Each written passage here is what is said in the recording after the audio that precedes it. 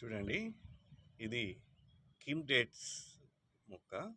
Kim dates గింజలు మనం ఖర్జూరం తిన్న తర్వాత నాటాను. అవి మొక్కలైనవి. ఈ మొక్క 2 రకాలుగా ఉంటుంది. ఒకటి ఆడ ఖర్జూరపు మొక్క, రెండవది మగ ఖర్జూరపు మొక్క అని 2 ఉంటాయి.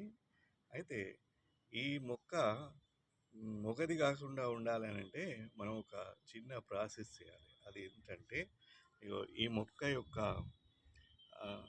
అడుగులో దీని గింజ ఉంటుంది. దీని గింజను చూడండి, ఇక్కడ గింజ ఉంది చూడండి, గింజ చూడండి, ఈ గింజ ఉంటుంది. ఈ గింజకు ఒక ఏరు ఉంటుంది. ఈ ఏరు, ఈ గింజ మొత్తం తీసి పడేయాలి. తీసేస్తే అప్పుడు అది మగది కాకుండా ఉంటుంది. చూడండి, ఇక్కడ ఇక్కడ ఉంది చూడండి గింజ. ఇది గింజ అండి.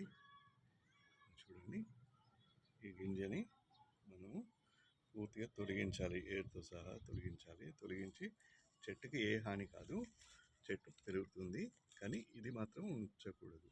ఉంచినట్టయితే ఇది చూడండి, ఈ గింజను పూర్తిగా తొలగించాలి, ఏరుతో సహా గింజను తొలగించాలి. చూడండి, తొలగిస్తున్నాను. తొలగించాను, చూసారా? ఇగో ఇలా తొలగించేసేయాలి.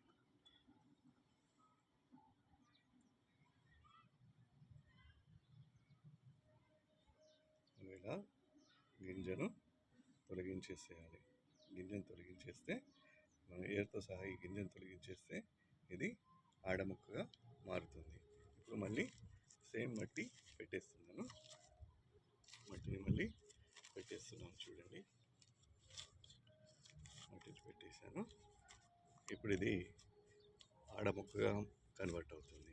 ఎందుకంటే ఇది తీసేసాం కదా, ఇది తీసేసాం.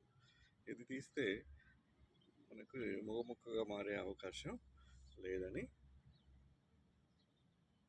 మన పరిశోధనలో అంటే చాలామంది పెంచిన వాళ్ళు అంటూ ఉంటారు. మనం అది ఆచరిస్తున్నాం.